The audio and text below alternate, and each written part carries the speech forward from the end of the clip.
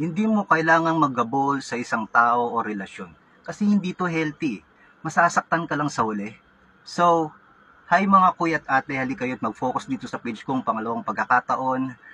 Alam mo kuya ate, pag-isipan mo itong mabuting sasabihin ko. Para to sa lahat mapababae man o mapalalaki, mayaman man o mahirap. Kailangan alam mo yung halaga mo.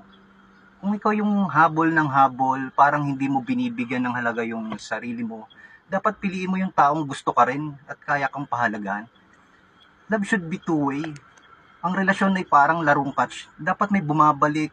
Kung ikaw lang yung bigay ng effort or feelings, mapapagod ka masasaktan ka lang. Obsession is not love, no? Iba ang tunay na pagmamahal sa pagiging sobrang attached o obsessed when you're always thinking about her or him and you forget about yourself. That's not healthy. The right person will choose you kung hindi ka niya pinapansin o hindi